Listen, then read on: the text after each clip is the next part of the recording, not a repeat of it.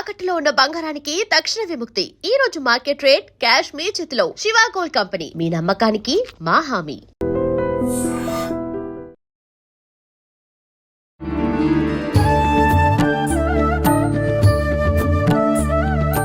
నమస్కారం, welcome to I dream. ధర్మ మార్గం విత్ విజిత కార్యక్రమానికి స్వాగతం. ప్రస్తుతం మనతో పాటు ఉన్నారు గీతా విజన్ ఫౌండర్ స్వామి స్థిత ప్రజ్ఞానంద సరస్వతి గారు.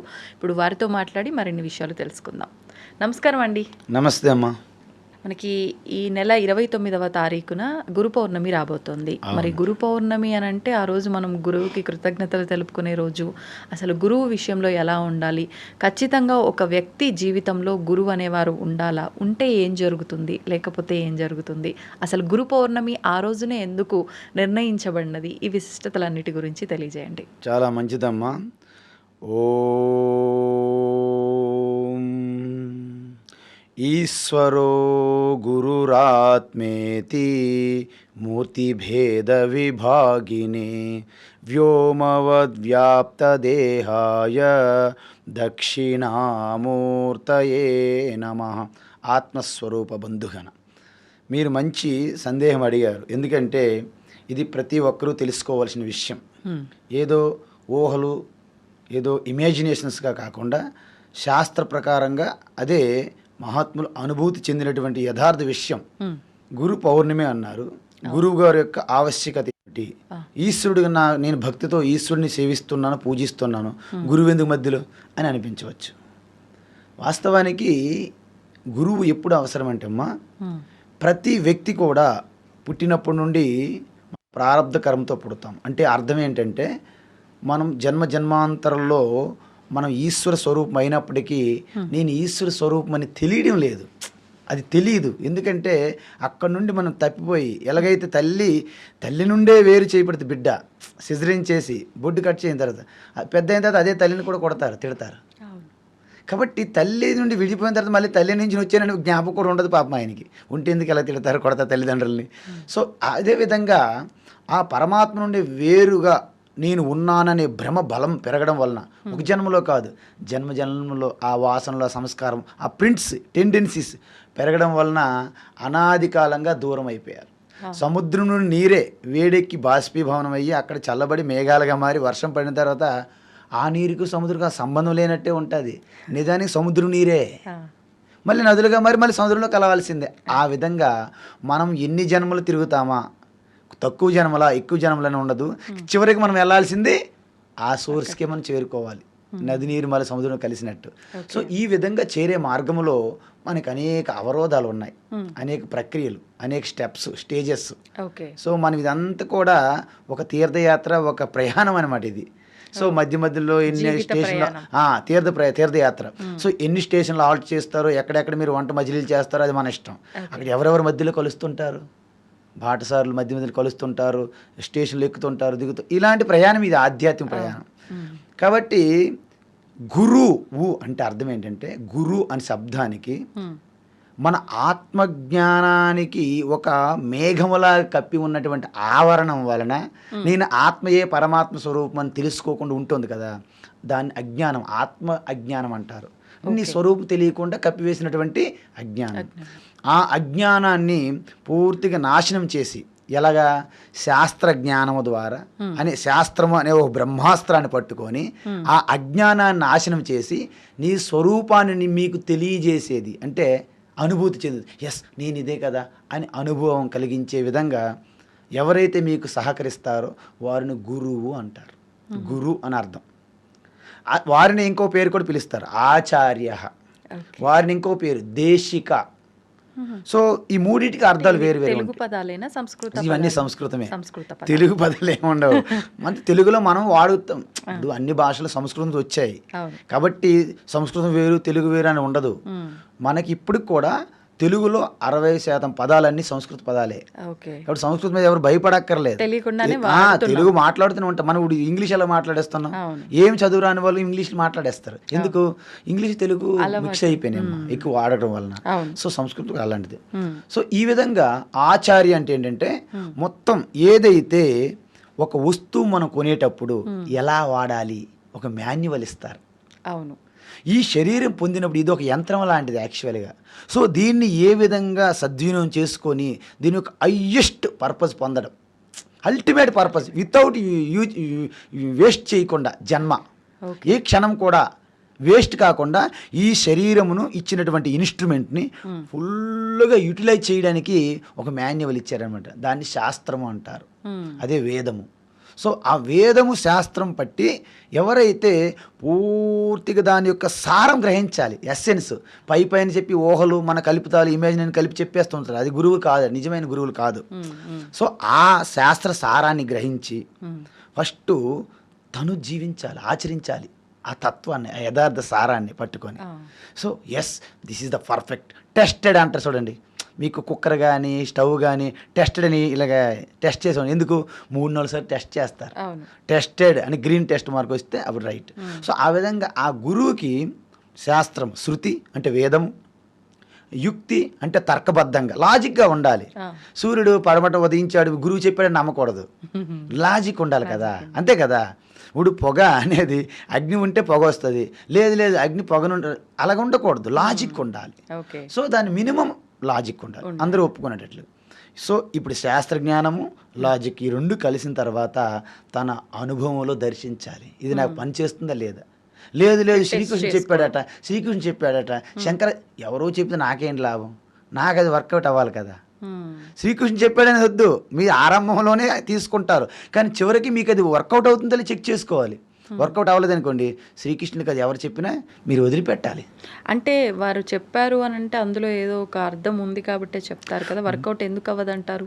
మన ప్రయత్నం లోపం అయి ఉండొచ్చు. ఎస్, నేను అందుకే చెప్తున్నా, కేవలం వారు చెప్పారనే మీరు తీసుకోకూడదు, మీ ప్రయత్నపూర్వకంగా మీకు అది వర్కౌట్ కావాలి అంటున్నాను. మీకు వర్కౌట్ కాకుండా ఏదో పెద్ద వ్యక్తి చెప్పారని తీసుకోవద్దు అంటున్నాను నేను. దాన్ని ఏమంటారు? నమ్మకం అంటారు. నమ్మకం అనేది జ్ఞానం కాదు, నమ్మకం అనేది జ్ఞానం కాదు.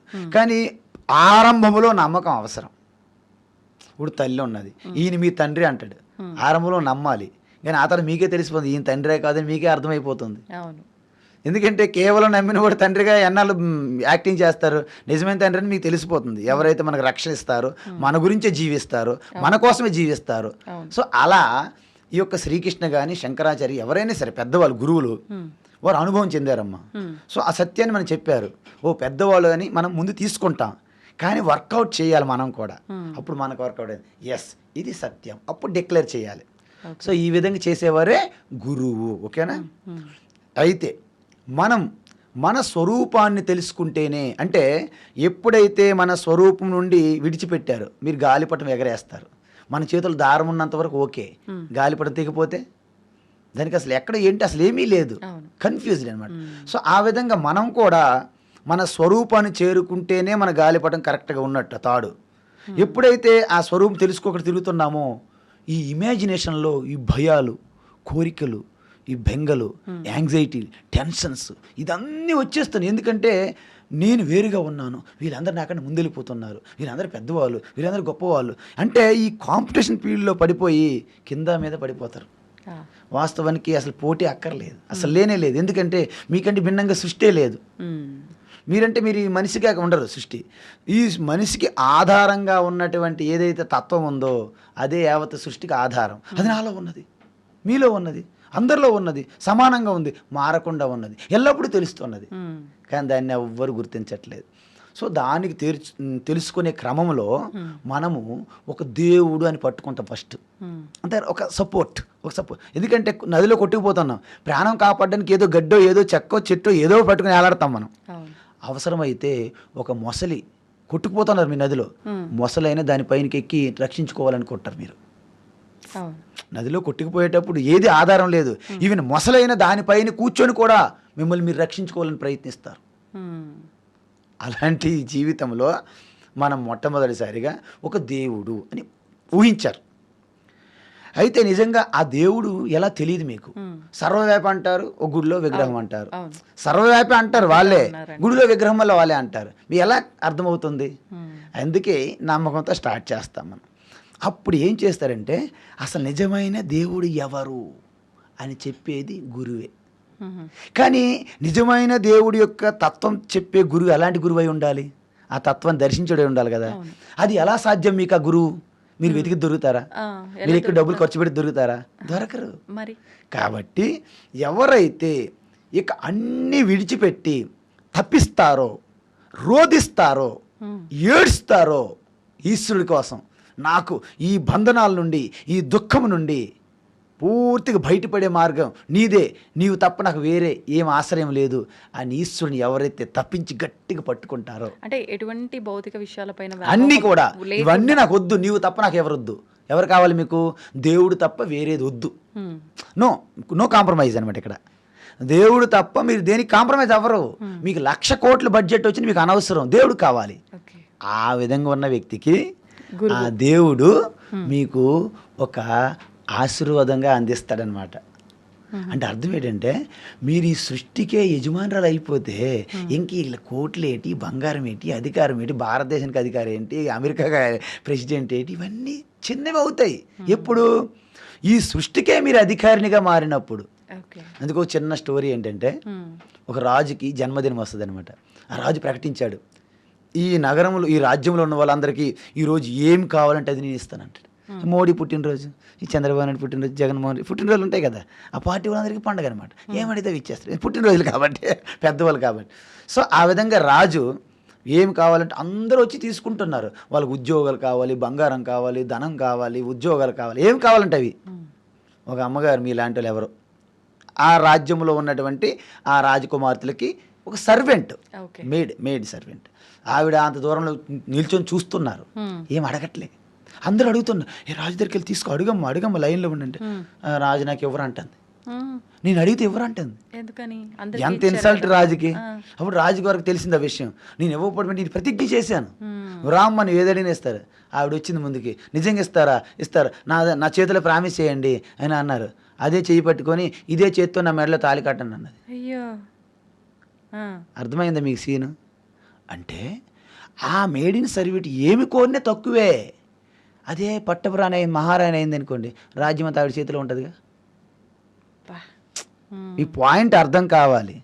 మీరు ఎప్పుడు చూసినా ఇల్లు బంగారము, ఇల్లు జయాలకాసులు, ఇల్లంటే ఉండాలి డైమండ్ నెక్లెస్, ఇల్లు బంగారం, ఇల్లులే కోరుకుంటారు తప్ప, వెంచర్లో ఫ్లాట్లు కోరుకుంటారు తప్ప, ఆ పార్వతీలాగా ఆ శివుడికి భార్య అవుతాడని ఎవరైనా కోరుకుంటారా? ఎవరు కోరుకోవట్లేదు. మరి అదే తెలుగు తగ్గుతాను. అందుకే ఆ మేడిన్ సర్వెంట్ రాజు నేను భార్య నేను ఎప్పుడు అవ్వగలని భయపడితే అలా కోరేదే. అంటే ఒక రాజుకి గనక మీరు భార్యగా పట్టపురాణిగా అయితే రాజ్యం అంతా మీ చేతిలో ఉంటుంది కదా. అది కోరితే అంటే కోరితే కుంభస్థలం కదిలిపోవాలి తప్ప చిన్న చిన్న చిలిపి కోరికలు వద్దు అని అర్థం. ఆ కుంభస్థలమే మీ ఆత్మస్వరూపము. ఆ ఆత్మస్వరూపమే దేవుడు, నిజమైన దేవుడు అదే. ఈ నిజమైన దేవుడికి అనేక రూపాలుగా మనం దర్శిస్తాం. ఆత్మ మన ఎస్సెన్స్ అమ్మా. అంటే మీ శరీరం పడిపోద్ది ముసలితనం అయిపోతే, మీ కాళ్ళు చేతులు ఇంద్రియాలు ఏమి పని చేయవు, ఈ బుద్ధి మనసు అన్నీ పోతాయి. కానీ మీ సాఫ్ట్వేర్ లాగా సూక్ష్మ శరీరం అనేది ఇంకో శరీరం పొందడానికి వెళ్ళిపోద్ది, ఇది స్థూల శరీరం ఇక్కడే పడిపోద్ది. సో ఆ సూక్ష్మ శరీరం ఎంతవరకు జర్నీ చేస్తుంది? ఏ శరీరములో ఉంటూ తన స్వరూపము మార్పు లేనిది, పుట్టింది కాదు, మరణించేది కాదు, శుద్ధ చైతన్యము, అదే చిదానంద రూప శివ, అదే విష్ణు అని ఎప్పుడైతే తెలుసుకుంటుందో వాడికి పుట్టుకుండదు, వాళ్ళకి పుట్టుకుండదు, మరణం ఉండదు. ఇప్పుడు అలాంటి స్థితికి రావాలి అని అంటే మన లైఫ్లో ఒక గురువు ఉంటే, ఎగ్జాక్ట్లీ అక్కడికే వస్తున్నా. అలాంటి స్థితికి రావాలంటే ఆల్ ఆఫ్ సడన్గా కాదు. అప్పుడు ఏం చేయాలంటే మన 3 ఆటంకములు ఉన్నాయి. చాలామంది వ్యక్తులు శరీరంగా ప్రభావంగా ఎక్కువ మంది ఉంటారు. భుజబలము, సామర్థ్యము, ఈ యొక్క ఇంద్రియ బలము, ఈ శరీరం సౌష్ఠవంగా ఈ బలంతో ఉంటారు. సో దీని నుండి వాళ్ళు ఒక పూర్తిగా సర్వీస్ చేయాల్సి వస్తుంది. ఏది చేస్తున్నా, కాళ్ళు చేతులు దేంతో ఏది చేస్తున్నా ఇంద్రియముల ద్వారా అంతా ఈశ్వరునికే చేస్తున్నాను, సంపూర్ణ సరెండర్. తర్వాత కొంతమంది ఎమోషనల్ పీపుల్ ఉంటారు. సో వాళ్ళకి ఈశ్వరుని యందు జపము, తపము, ఆ భక్తి, ఆ ప్రార్థన, ఆ కీర్తనలో స్థుతి, ఆ విధంగా ఈశ్వరుడితో కనెక్ట్ అవుతారు. కొంతమంది ఇంటలెక్చువల్ పీపుల్ ఉంటారు. బుద్ధి ప్రకారంగా నువ్వేన్ని సెంటిమెంట్లు చేస్తే వాళ్ళేం తలవగ్గరు, వాళ్ళంతా లాజిక్ బుద్ధి. సో వాళ్ళకి ఏంటంటే ఈ తర్కబద్ధమైనటువంటి నాలెడ్జ్, భగవద్గీత, ఉపనిషత్తులు. సో 3 రకాలు ఉన్నారు కదా. సో 3 రకాలుగా ఉండేటప్పుడు మనిషిని ఈ 3 లెవెల్స్ని ఒక్కొక్క లెవెల్కి పైకి తీసుకుని వెళ్ళాలి. మీరు డ్యూటీ చేస్తున్నారు, మీ డ్యూటీలో ఒక భక్తి అనేది చొప్పించాలి. మీ సామాన్య వర్క్ చేస్తున్నారు, ఆ వర్క్ చేస్తున్న ప్రతిసారి కూడా ఈశ్వరుని మీరు అందులో కలిపారనుకోండి, మీది భక్తి కర్మయోగం అయిపోయింది. అప్పుడు సాధారణ పని యోగంగా మారిపోయింది. మీకు కార్తీక మాసం ఎలాగా వస్తుంది, దగ్గరలో మనకు ఉంటుంది. నెక్స్ట్ ఒక ఉమెన్ ఉంటుంది అనమాట, పేద స్త్రీ. ఆ రోజుల్లో తన యొక్క తల్లి ఉన్నారు కదా, వాళ్ళు పేదరికంలో ఆ రోజుల్లో నర్తకిలుగా డ్యాన్సులు వేసుకొని వేశ్యలుగా ఉండేవాళ్ళు ఆ రోజుల్లో. సో అలాంటి పేదరికంలో పుట్టిన స్త్రీ తనకి ఎలా జీవనోపాధి ఏంటి? సో అదే కొనసాగిస్తుంది అనుకుందాం. అయితే అంత దూరంలో ఒక దేవాలయం, శివాలయం ఉంది. అక్కడ ఒక పూజారి ఉంటాడు. ఆ పూజారి ఏంటంటే ఎప్పుడు ఆవిడని అబ్జర్వ్ చేస్తుంటాడు. ఎవరెవరు ఆ ఇంటి వైపు వస్తున్నారు, ఎవరెవరు వస్తున్నారు పోతున్నారు. ఈ దృష్టి అంతా ఆయనకి అటువైపు. ఇక్కడ మాత్రం అభిషేకం చేస్తుందట. ఓం శుక్లాంబరధరం శశివర్ణం, ఎవరు వచ్చారు, శుక్లాంబరధరం శశివర్ణం చతుర్భుజ, ఇవన్నీ జరుగుతున్నాయి. వచ్చిన వాళ్ళందరూ నమస్కారం పెడుతున్నారు, దక్షిణలు పెడుతున్నారు, తీర్థం ఇస్తున్నాడు, నైవేద్యం ఇస్తున్నాడు, శటకోపం కూడా టక్కన పెడుతున్నాడు. కానీ దృష్టి మాత్రం ఆ పాక ఇల్లు ఎగో ఉన్నది, మనకి కాలనీలు వచ్చాయి అనుకుందాం. అయితే ఏమవుతుంది మీకు చూడండి, ఈ శరీరం అనేది ఈశ్వరుడు ఒక పెట్టాడు తప్ప మనస్సు అంతా అక్కడ ఉన్నది. కానీ ఆ స్త్రీ ఏం చేస్తుంది తెలుసా? శరీరం మాత్రం ఏదో తన యొక్క ప్రారంధంతో శరీరమే చేస్తుంది తప్ప మానసికంగా నాకు ఈ జీవితం ఈశ్వరుడు ఇచ్చాడు, కానీ నాకు ఇది నచ్చట్లేదు, కానీ తప్పక చేయాల్సి వస్తుంది అని తన చింతన, తన ధ్యానం అంతా ఈశ్వరుని స్మరించుకుంటూ ఆవిడ ఆ విధంగా జీవిస్తుంది. ఆ ఊర్లోని ప్రజలు ఏమనుకుంటారు తెలుసా? అయ్యగారు అని ఈయనకి మొక్కుతుంటారు, ఆవిడనేమో తిడుతుంటారు. ఆవిడ చనిపోతే కనీసం ఆ శవానికి కనీసం గుర్తించకుండా కుక్కలు నక్కలు తిన్నాని తీసుకెళ్ళి అడవిలో పడేశారు. ఈయన శరీరాన్ని చూసారా, ఊరంతా పూలమాలలు పెట్టి ఊరేగింపులా చేశారు. అక్కడ జరిగిన విషయం ఏంటంటే, ఇదంతా స్టోరీ, ఇది ఇంపార్టెంట్ కాదు మనకి. కానీ పూజారి అయ్యగారి చనిపోయిన తర్వాత యమదూతలు వచ్చారంట. వాడు భయపడ్డాడు. అదేంటి, నేను జీవితాంతము ఈశ్వరుని సేవలో ఉన్నాను, తరించాను కదా, నాకు యమదూతలు ఏంటంటే, నువ్వు నీ యొక్క శరీరమే ఈశ్వరుడి దగ్గర ఉన్నా తప్ప నీ మనసు ఎప్పుడు కూడా, అప్పుడు రాళ్ళ పిక్కలు కూడా వేసేవాడు, ఎంతమంది వస్తున్నారు, ఎంతమంది పోతున్నారు, ఎన్ని తప్పులు చేస్తుంది ఆవిడని, అందువలన నీకు ఈ యమరాజే నీకు శిక్ష ఇయ్యాలి అన్నాడండి. మరి ఆవిడకి ఏంటి, ఆవిడ చనిపోయింది కదా, శరీరం అనేది బయట పడేశారు, కానీ ఆవిడికి స్వర్గం వచ్చిందంట. విష్ణుదూతలు శివదూతలు వచ్చారంట. ఇప్పుడు అడిగాడు ఈయన, అది అన్యాయం అండి, నేను ఎప్పుడు దేవాలయం శుభ్రం చేసుకొని ముగ్గులు వేసుకొని బొట్లు పెట్టుకుని అలంకారాలు చేసుకొని అభిషేకాలు చేసుకొని ఇంతమంది భక్తులకి నేను తరించడానికి నేనున్నాను ఇక్కడ అర్చకుడుగా, నాకు ఇలాంటిది అన్యాయం అంటే అన్నారంట, నీ శరీరమే ఇక్కడ ఉంది, నీ మనసంతా ఎక్కడో తిరిగింది. ఆ అమ్మగారి శరీరము ఇలా చెడు పనులకు వాడింది, కానీ తన మనస్సు యావత్ వ్యక్తిత్వం అంతా ఈశ్వర ధ్యానంలో ఉంది. కాబట్టి శరీరానికి ఆవిడకి ఏదైతే తప్పు చేసిందో ఆ శరీరానికే మూల్యం చెల్లించింది. శరీరాన్ని ఎవరు పట్టించుకోలేదు, శరీరానికి అంటిన మలినం ఇక్కడ పోయింది. సో శరీరం ఎప్పుడైతే తప్పుడు పనులు చేసిందో శరీరానికి ఎవరు కూడా గుర్తించలేదు, ఎవరు సన్మానం చేయలేదు శరీరానికి, డెడ్ బాడీకి. నీ డెడ్ బాడీతో అంటే నీ శరీరంతో చేసావు కాబట్టి నీ శరీరానికి మంచి సన్మానం జరిగింది ఇక్కడ, కానీ నువ్వు వెళ్ళాల్సిన నరకంకి వెళ్ళావు. ఆవిడ శరీరానికే దురగతి అంటే పెద్దగా ఎవరు పట్టించుకోలేదు, దుర్గతి చెందింది. కానీ వాస్తవానికి ఆవిడ ఉత్తమ గతి పొందింది. తర్వాత ఆవిడ పెద్ద యోగినిగా తర్వాత పుట్టింది. ఈయనేమో ఈ యొక్క కాటి కాపుల మళ్ళీ పుట్టాడు ఈ పూజారి. దీన్ని బట్టి మీకు ఏం అర్థమైంది? లెవెల్స్ అనమాట. కాబట్టి ముందు సాధారణంగా మన అందరం కూడా ఏ పని చేసినా ఆ పనిలో దేవుణ్ణి గుర్తిస్తుంటే మీలో ఈ భయాలు పోతాయి. నాకంటూ ఒక దేవుడు తోడుగా ఉన్నాడు. మీరు కృష్ణ భక్తులు అయితే కృష్ణ, శివ భక్తులు అయితే శివ, ఏదో ఒక రూపం. నిజానికి కృష్ణ వేరు శివ వేరు కాదు, మీరు వేరు కాదు, నేను వేరు కాదు. మనందరం కూడా శ్రీకృష్ణుడు, మీరు, నేను, శివ అందరం కూడా ఆత్మరూపంగా సమానం. ఇంతకుముందు చాలాసార్లు చెప్పాను చాలా దగ్గరలో. శరీరంగా మనం ఆభరణములు ఎన్ని రకాలున్నా బంగారం ఒక్కటిలాగా, ఎన్ని పాత్రల రకాలున్నా మట్టి ఒకటిలాగా, మీరు ఎన్ని బల్బులు ఫ్యాన్లు ఎన్ని రకాల ఎక్విప్మెంట్ పెట్టుకోండి, వెనుకున్న కరెంటు ఒక్కటేలాగా. ఈ అలలు బొడుగులు తరంగాలు రకరకాలుగా ఉన్నప్పటికీ నీరుల వలె ఈ సృష్టి అంతా ఒకటే తత్వమై ఉన్నది. అది ఒక్కటే లేదు, వ్యాపించి ఉన్నది ఆకాశం వలె. సో ఈ తత్వం గురించి మొట్టమొదటిగా మీకు ఉపదేశం చేయడానికి గురువు కావాలి కదా. సో గురువు అందరు గురువులు మీరు ఒప్పుకోరు కదా, అందువలన మీరు ఈశ్వరునే కోరుకుని నువ్వే నాకు గురువుగా కావాలి తప్ప చిన్న గురువులతో నాకు కన్ఫ్యూజ్ చేస్తారు వీళ్ళు. వీళ్ళు వాళ్ళ స్వార్థంకి ఎట్లాకి వెళ్ళిపోతారో తెలియదు గురువుల పేరు. కానీ శివుడిని గురువు అనుకుంటే శివుడు అక్కడికే వస్తున్నా. సో ఎప్పుడైతే మీరు తదేకంగా ఆ ఈశ్వరునే కోరుతారో మీరే నాకు ఎందుకు జ్ఞానాదేవత కైవల్యం, ఒక్క మీ ఆత్మజ్ఞానం తప్ప మీకు మోక్షం రాదు. మీరు అశ్వమేధాలు చేసిన యజ్ఞాలు చేసినా ఎన్ని యజ్ఞాలు చేసినా, ఎన్ని వ్రతాలు చేసినా, ఎన్ని ఏకాదశి వ్రతాలు, ఇవాళ ఏకాదశి, అవును. ఎన్ని ఏకాదశి వ్రతాలు చేసినా మోక్షం అయితే రాదు, మీకు పుణ్యం వస్తుంది ఖచ్చితంగా. పుణ్యం అంటే ఏంటి స్వామి అంటే, పుణ్యం అంటే ఏంటమ్మా, మనకి ఎక్కువ సుఖం వస్తుంది పుణ్యం వలన. అంటే ఈ పుణ్యం అనేది మన యొక్క జీవాత్మ అకౌంట్లో యాడ్ అవుతుంది. దానివల్ల ఏంటంటే మంచి మంచి అద్భుతమైనటువంటి వాతావరణం ఇవి క్రియేట్ అవుతుంటాయి అన్నమాట. మీకు అనుకో మంచి శాంతియుతంగా సుఖంగా ఇబ్బంది లేకుండా. అదే తప్పుడు పనులు చేస్తే పాపం జనరేట్ అవుతుంది, పాపం నుండి దుఃఖం క్రియేట్ అవుతుంది అనమాట. సో ఈ పుణ్య పాపాలు ఒక్కటే మనకి తోడొస్తాయి ఈ శరీరం విడిచిపెట్టిన తర్వాత. అవి వెళ్ళి మీ బ్యాక్గ్రౌండ్లో ఉన్నటువంటి సంచిత కర్మలు యాడ్ అవుతాయి. వాటి ఆధారంగానే ముందు ఏవైతే అనుభవించాలో ఆ కొద్దిపాటి కర్మని ప్రారబ్ధ కర్మ అంటారు. దానివల్ల శరీరాలు పొందుతుంటారు. మళ్ళీ ఇలాగ మళ్ళీ కలిపికొట్టు కావేడి రంగులంగా మళ్ళీ మొదలుకు వచ్చినట్టు పునరభి జననం పునరభి మరణం. మళ్ళీ ఇది ప్రారబ్ధ కర్మ. ఈ జన్మలో మీరు ఏవైతే మంచి పనులు చేస్తారో ఈ పుణ్యము ఏడవుతుంది, దాన్ని ఆగామి కర్మ అంటారు. 3 కర్మలు: సంచిత కర్మ, ప్రారబ్ధ కర్మ, ఆగామి కర్మ. ఈ 3 కర్మలు ఎప్పుడు వదులుతాయి తెలుసా మీకు? నేను ఈ కర్మలకు సంబంధమే లేదు, నేను ఈ గుణాలకు సంబంధమే లేదు, ఈ ప్రకృతి కంటే అతీతంగా ఉన్న పరమాత్మ స్వరూపం నేను అయి ఉన్నాను అని ధైర్యంగా తెలుసుకోవడమే కాదు, అందరికీ తెలిసి చెప్పిస్తే. ఈజ్ కూడా MC², ఐన్స్టీన్ చెప్పాడు, ఎవడో తెలియదు. కానీ ఈజ్ కూడా MC² ఎలాగొచ్చిందో నాకు తెలియదు. ఊరికి అనేస్తే ఈజ్ కూడా MC², ఇది అలాంటిదే. నేను పరమాత్మ స్వరూపం నాకు తెలుసు స్వామి, శివోహం, నేను శివోహం, ఇలా కుదరదు. సో ఈ విధంగా ఈశ్వరుని మీరు ఎంత తీవ్రంగా తప్పిస్తే ఆ ఈశ్వరుడు అనుగ్రహం మీకు కలిసి ఒక అద్భుతమైనటువంటి ఆ ఈశ్వరుడే గురు రూపంగా మీకు తారసపడతాడు. సో అందువలన ఎప్పుడైతే గురువు మాత్రమే మీకు అన్ని బంధనముల నుండి తొలగించగలరు, బంధనాలన్నీ నశింప చేయగలరు. ఎందుకంటే విద్యలు 2 రకాలు ఉంటాయి. ఒకటి లౌకిక విద్యలు, ఇంకొకటి బ్రహ్మ విద్య. బ్రహ్మ విద్య అంటే ఆత్మవిద్య, అది ఒక్కటే. ఎందుకంటే తల్లిదండ్రులైనా మీకు మమకారంతో బంధిస్తారు, మనకి బంధువులు మిత్రులు ఉంటారు, మీ యొక్క అహంకారాన్ని పుష్టి చేసి మరింత మనోచెట్లు ఎక్కించినట్టు చేస్తారు తప్ప మిమ్మల్ని బంధనాల నుంచి బయటికి లాగలేరు.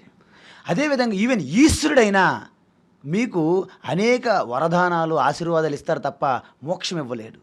కాబట్టి ఈశ్వరుడు నేను ఉన్న భక్తుడు భగవంతుడు. భక్తుడి మీద మీకు భయం, భగవంతుడి మీద మీకు భయం ఉంటుంది. అయ్యో ఏం లోపం చేశాను, ఏం తప్పు చేశాను. సో అది కూడా ఒక బంధనం అనమాట. అంటే ఇవన్నీ కూడా లౌకికంగా ఉన్నటువంటి విద్యలు కానీ, ఏ రకమైనటువంటి ఉపాసనలు కానీ, భక్తులు కానీ, ఈ భక్తి కానీ, ఇవన్నీ కూడా ఒక బంధనంగా ఉంటాయి మనిషికి, జీవాత్మకి. ఇవన్నీ కూడా కట్ చేసి ఎటువంటి బంధనము లేనటువంటి ఒక విద్య, అది ఆత్మవిద్య, అది ఇచ్చిన వారికి గురువు అంటారు. అదే బ్రహ్మ విద్య గురువే నిజమైన గురువు. మిగతా మన గురువులు అంటాం, వాళ్ళు గురువులు కాదు, శిక్షకులు. వాళ్ళు మీకు శిక్షణ ఇస్తారు అంతే. ఎంసెట్ కోచింగ్ లాగా, MBBS కోచింగ్ లాగా, ఒలింపిక్స్లోకి వెళ్తారు కదా, వాళ్ళందరూ శిక్షకులు అనమాట. టీచర్లు శిక్షకులు అంటారు. కాబట్టి అందుకే మనం చదువుకునేటప్పుడు సెప్టెంబర్ 5 టీచర్స్ డే అంటే సర్వేపల్లి రాధాకృష్ణ గారి జన్మదినం. వారు టీచర్గా ఉండి రాష్ట్రపతి పదవి వరకు వెళ్ళారు. వారు ఎంతోమందికి మార్గదర్శనం, రోల్ మోడల్. కాబట్టి ఆ రోజుని టీచర్స్ డేగా ప్రకటించారు. అవి మామూలుగా లౌకిక విద్య, అది బ్రహ్మ విద్య ఆచార్య కాదు. కాబట్టి ఈ లౌకిక విద్యలన్నీ కూడా మీకు పేరు ప్రఖ్యాతులు తీసుకొస్తాయి, మీకు కంఫర్ట్స్, మీకు ఎన్ని సదుపాయాలు అన్నీ కల్పిస్తాయి. మీరు ఈవెన్ ప్రధానమంత్రి ఇందిరాగాంధీలా కూడా అవ్వచ్చు, లేకపోతే ఎలిజబెత్ రాణి. కానీ ఈ యొక్క మళ్ళీ జన్మలు తప్పవు అన్నమాట. సో ఇవన్నిటి నుండి మీ స్వరూపతత్వం బోధించి మీకు అద్దం చూపెడతారనమాట. అద్దంలో మీరు చూసుకుంటారు స్పష్టంగా, ఏమి కన్ఫ్యూజన్ లేకుండా. ఆ విధంగా ఒక గైడ్, ఒక శాస్త్రం అనే ఒక రోడ్ మ్యాప్. ఈ విధంగా ఎలాగైతే మన క్షేత్రంకి వెళ్ళినప్పుడు, తీర్థయాత్రకి వెళ్ళినప్పుడు మనకు బద్రీనాథ్ కానీ కేదార్నాథ్ వెళ్ళాలంటే ఎలా వెళ్ళాలి, ఒక తెలిసిన వ్యక్తి తీసుకెళ్తాడు, ఆయనే గురువు అనుకుంటే. వెళ్ళే మార్గం గురించి సమాచారం ఉంటుంది, అది రోడ్డు మ్యాప్, అది శాస్త్రం. ఈ విధంగా కేదార్నాథ్ వెళ్ళారనుకోండి, ఆ తర్వాత రోడ్డు మ్యాప్ అక్కర్లేదు, గైడ్ అక్కర్లేదు, మీరు ఎక్కడ ఉంటారు, కేదార్నాథ్ దగ్గర ఉంటారు. సో మీ స్వరూపతత్వంలో మీకు చూపెడతాడు. తర్వాత నాకు నువ్వు నమస్కరించు, పాద పూజలు చేయి అండ గురువు. బ్రహ్మ విద్య గురువు ఏంటంటే ఆయన ఏ స్థితిలో ఉన్నాడో ఆ స్థితిలోకి మీకు తీసుకెళ్ళేవాడే ఆచార్య. అలాంటి ఆచార్య ఎవరవుతారు? ఉత్తమ ఆచార్య ఈశ్వరుడే అవ్వాలి. ఈశ్వరుడు తప్ప ఉత్తమ ఆచార్య ఎవరవుతారు? కాబట్టి ఈశ్వరుడు సృష్టి చేసినప్పుడే, ఈ సృష్టి జగత్తు చేసినప్పుడే ఆ జ్ఞానం కూడా సృష్టితో పాటే వచ్చింది. దాన్నే వేదం అంటారు. అందుకే చూడండి, బ్రహ్మదేవుడికి 4 ముఖములు ఉంటాయి, 4 ముఖముల నుండి 4 వేదములు వచ్చాయని చెప్తారు. సో వేదం అనేది పర్ఫెక్ట్గా ఎవరు తెలిసి ఉంటుంది? ఆ జ్ఞానం అంతా ఈశ్వరుడికే తెలియాలి. కాబట్టి అదే ఈశ్వరుడు గురువుగా వచ్చారు, ఆయనే దక్షిణామూర్తి. ఆయనకి ఇంకో గురువు లేడు. మళ్ళీ గుర్తుపెట్టుకోండి, నేనున్నాను, నాకు గురువు ఉన్నారు స్వామి స్థితప్రజ్ఞానంద, నాకు గురువు ఉంటారు స్వామి తత్వవిధానంద, ఆయనకి గురువు ఉన్నారు స్వామి దయానంద, ఆయనకి కూడా గురువు ఉన్నారు స్వామి చిన్మయానంద. ఇలా చెప్పుకుని పోయానంటే అందరికీ గురువులు ఉన్నారు. కానీ దక్షిణామూర్తికి ఎవరు గురువు? ఎవరు గురువు లేరు. అంటే ఎవరికైతే ఇంక గురువు లేరో, ఎవరైతే ఈ శిష్యుడిగా ఎప్పుడు ఉండరో వారే ఆది గురువు. మీకు అర్థమవుతుందమ్మా? ఆ ఆది గురువు దక్షిణామూర్తి స్వరూపంగా వ్యాస మహర్షి, అంటే ఆయన బాదరాయణుడు, ఆయన పేరు కృష్ణ, నల్లగా ఉంటాడు కాబట్టి కృష్ణ అని పేరు. ఆయన ఒక ద్వీపంలో నివసించేవాడు, చుట్టూ నీరు, మధ్యలో ఒక మనం ఎక్కడైనా సముద్రంకి వెళ్ళామని కాకినాడ దగ్గర ఎక్కడెక్కడ మనకి ద్వీపాలు ఉంటాయి, ఐలాండ్ దగ్గరికి వెళ్ళారనుకోండి మీరు, ఆ మధ్యలో ఒక స్థలం ఉంటుంది, చుట్టూ నీరు ఉంటుంది. ద్వీపంలో ఉన్నాడు కాబట్టి ద్వైపాయనుడు అని పేరు వచ్చింది. కృష్ణ ద్వైపాయనుడు అని పేరు కూడా ఉంది. బదరిక వనము అంటే మన బద్రీనాథ్ వెళ్ళామనుకోండి, అక్కడ బాదరిక వనం ఉండేదట. అంటే మన నేరడి చెట్లు అంటారు కదండి, రేగు పళ్ళు ఉంటాయి కదా, రేగు చెట్లు అంటారు. అలాంటి బదరిక వనంలో ఉండేవాడు కాబట్టి ఆయనకి బాదరాయణుడు అని పేరు వచ్చింది. సో ఈ విధంగా ఆయన ఎంత గొప్పవాడంటే సాక్షాత్ బ్రహ్మదేవుడే ఒక అవతారంగా తీసుకొని, ఒక విష్ణు అనుకోండి, సాక్షాత్ విష్ణుమూర్తే ఆ యొక్క వ్యాసుడిగా పుట్టాడు. సత్యవతికి పరాశర ఋషి సత్యవతి పుట్టినటువంటి వ్యాసుడు జన్మతః యోగి. సో ఆయన ఏం చేశాడంటే వేదములు కూడా గాసడి బేసడిగా కన్ఫ్యూజ్డ్గా ఉన్న వేదములు, ఇది పలైన ఋగ్వేదము, ఇది యజుర్వేదము, ఇది సామవేదము, ఇది అథర్వణ వేదము అని విభజించాడు. ఈ సామాన్యులకు కూడా ఈ యొక్క బ్రహ్మజ్ఞానం అర్థం కావాలని వేద తత్వాన్ని అర్థమయ్యేటట్లుగా ఒక పురాణ సృష్టి చేశాడు ఆయన. పురాణ సృష్టి కల్పన చేశాడు ఆయన, పురాణాలు కల్పించాడు. నిజం జరిగినాయి అనుకోవద్దు, అవి పురాణం అనే తత్వంగా అది ఊహించడమే. రామాయణం జరిగింది, మహాభారతం జరిగింది, పురాణాలు జరిగినవి అనకూడదు, పురాణాలు జరగవు. తత్వాన్ని అలా దర్శించాలి మనం, అవి ఉపయోగం మనకి. అవి మీరు తెలుసుకుంటేనే వేద జ్ఞానం అర్థమవుతుంది. అందుకు పురాణాలు సహాయం చేసుకోవాలి. పురాణాలు పట్టుకుని ఏలాడడం అనుకోండి, అందుకే ఇప్పుడు మనం అందరం కూడా ఎక్కడో పడిపోయాం. పురాణాలు పట్టుకొని తిరగడం వల్లనే పోయింది భారతదేశం ఈరోజు. ఎందుకంటే పురాణాల దగ్గర ఉండిపోయాము, ఉపనిషత్తులు పట్టుకోము, భగవద్గీతను నమ్మము. సో పురాణాలు పట్టుకుంటే ఎప్పుడు కథలు, శివుడు ఏమో లింగం అంటాడా, ఏమైంది అదేంది ఇదే అని చెప్పండి, ఎవడు చెప్తాడు ఈ కథలన్నీ? దాని వెనకేమో ఇక నా గొడవలు. ఆడేమో బైబిల్ పట్టుకుని వస్తాడు, ఆడివి కథలే. ఆడేమో పురాణం పట్టుకుని, ఆడివి కథలే. మనం పురాణం పట్టుకెళ్తాం, ఇవి కథలే. ఇవన్నీ కొట్టుకుంటాం అందరం. సో ఇదంతా చాలా అజ్ఞానం. సో ఇవన్నీ అందించినటువంటి వ్యాసుడు సర్వజ్ఞుడు అంటారు. ఎందుకంటే నిత్య నిరంతరం ఆయనకి ఎటువంటి అజ్ఞానం లేదు, ఎటువంటి భ్రమ లేదు, మోహం లేదు. ఆయన నుండి ఇంత జ్ఞానం ఈ లోక కళ్యాణం కోసం చేశారు కాబట్టి ఆయన పుట్టినరోజు రాబోయే ఈ పౌర్ణమి రోజునమాట. సో అందువలన గురువులకే గురువు అనమాట, గురువులకే గురువు. అందువలన ఆయన పుట్టినరోజు, ఆయన జన్మదినోత్సవం రోజున గురు పౌర్ణమి. పౌర్ణమి అంటే శుక్లపక్షం కృష్ణపక్షం రెండు ఉంటాయి ప్రతి నెలలో. సో ఆ పౌర్ణమి అంటే నిండు చంద్రుడు అనమాట. నిండు చంద్రుడు అంటే పూర్ణత్వానికి ప్రతీక. మనలో వెలితిగా మనం జీవిస్తుంటాం, కానీ నీలో నిజమైన పూర్ణత్వం ఉంది, కానీ అది నువ్వు గుర్తించవు. సో ఆ పౌర్ణమి రోజున ఆ వ్యాసుడు పుట్టినటువంటి జన్మదినం కాబట్టి అది గురువులకి ఒక ప్రతీక, ఒక సింబల్. అంటే ఆయన్ని మనం పూజిస్తే గురుమూర్తికి మనం పూజించినట్టు, దక్షిణామూర్తికే పూజించినట్టు. అందువలన ఆ దక్షిణామూర్తి స్వరూపంగా మనకి ఈశ్వరుడు తప్ప వేరే గురువు లేరు కాబట్టి ఈ సొసైటీ, ఈ యొక్క సృష్టిలో ఏ గురువైనా దక్షిణామూర్తి స్వరూపమే. కాబట్టి సదాశివ సమారంభాం శంకరాచార్య మధ్యమాం అస్మదాచార్య పర్యంతాం వందే గురు పరంపరాం. లేదా ఇంకొకటి పెద్దది ఉంది, అది చెప్తారు ఏంటంటే నారాయణ, సాక్షాత్ నారాయణే పరమాత్మ శుద్ధ చైతన్యం. ఆ నారాయణ నుండే మనకి గురు పరంపర వచ్చింది. నారాయణం పద్మభువం వశిష్టం శక్తించ తత్పుత్ర పరాశరం చ వ్యాసం సుఖం గౌడపదం మహాంతం గోవింద యోగేంద్ర మథాశ శిష్యం శ్రీశంకరాచార్య మథాశ పద్మపాదం చ అస్తామలకం చ శిష్యం తం తోటకం వార్తికకారమన్యాన్ అస్మద్గురున్ సంతతమానతోస్మి అంటారు. అంటే నారాయణ నుండి స్టార్ట్ అయితే బ్రహ్మాజీ, తర్వాత వశిష్ఠుడు కొడుకైన శక్తి కొడుకైనటువంటి పరాశరుడు కొడుకు వ్యాసుడు కొడుకు సుఖ మహర్షి నుంచి అలాగ వస్తూ గౌడుపాదాచార్య, ఆయన శిష్యుడు గోవిందపాదాచార్య, ఆయన శిష్యుడు శంకరాచార్య శిష్యుడు పద్మపాదతో పాటు అస్తామలక, తోటకాచార్య, సురేశ్వరాచార్య, అలాగ పరంపర ఇప్పటి వరకు మీరు మాట్లాడుకున్నంత వరకు వచ్చిందనమాట ఈ పరంపర. ఇది ఎవరు మనం సృష్టించింది కాదు, కనిపెట్టింది కాదు, ఇన్వెంట్ చేయలేదు, డిస్కవరీ ఛానల్ లాగా. సో ఈ విధంగా గురు పరంపర అనేది మనము నాకు ఇంతటి అనాది కాలంగా ఈ సంసార సాగరం నుండి, ఈ సంసార రోగం నుండి నాకు బయటపడేందుకు, నాకు ఉద్ధరించడానికి, నా యొక్క అంధకారం నుండి జ్ఞానం అని వెలుగులోకి తీసుకొచ్చి నన్ను ఉద్ధరించడానికి సహాయపడినటువంటి ఈ గురు పరంపరకి కృతజ్ఞతగా మనము నమస్కరించుకునే ఈ యొక్క పరంపర, ఈ యొక్క ట్రెడిషన్ని గురు పౌర్ణమిగా సెలబ్రేట్ చేసుకుంటారు. మీరు ఎన్ని ఫెస్టివల్స్ అయినా చేసుకోండి, ఆ రోజు మీకు డబ్బులు ఖర్చు అవుతాయి, మీకు ఏవేవో అవుతాయి, మీరు ఏదో ఆనందంగా ఊగుతూ తూగుతూ కింద మీద పడతారు తప్ప వాస్తవానికి అందులో ఎటువంటి జ్ఞానం ఉండదు. Heat there is no light అంటారు స్వామి చిన్మయానంద. చాలామంది ఆర్గ్యుమెంట్లు చేస్తారు, ఏమవుతుందమ్మా ఈ హీటెడ్ డిస్కషన్ అంటారు. సో మనకి డిబేట్లో కొట్టించుకుంటుంటారు, తిట్టించుకుంటుంటారు, హీటెడ్ ఆర్గ్యుమెంట్స్, హీట్ అంటారు. దెర్ ఇస్ నో లైట్ అనేది జ్ఞానం. మళ్ళీ హీట్ అంటే అహంకారంతో ఆర్గ్యుమెంట్స్. సో ఈ విధంగా గురు పౌర్ణమి అనేది చాలా అద్భుతం అనమాట. అందువలన మనిషికి గురువు కోసము రాజ్యాలు అలాగా వాళ్ళ పాదాక్రాంతం చేసి కాలు పట్టుకోవడం, కానీ అడవుల్లోనూ గంగా హిమాలయాల్లోనూ చక్రవర్తులు రాజ్యాలు విడిచిపెట్టి వెళ్ళారు.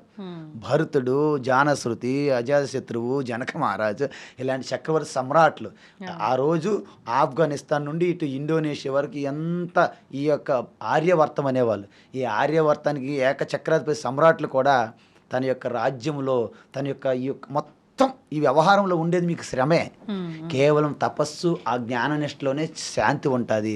దాని యొక్క రహస్యం ఏంటని వాళ్ళు వెళ్ళి ఆ యొక్క ఋషులు, యోగులు, గురువుల దగ్గర వెళ్ళి ఆశ్రయించేవాళ్ళు.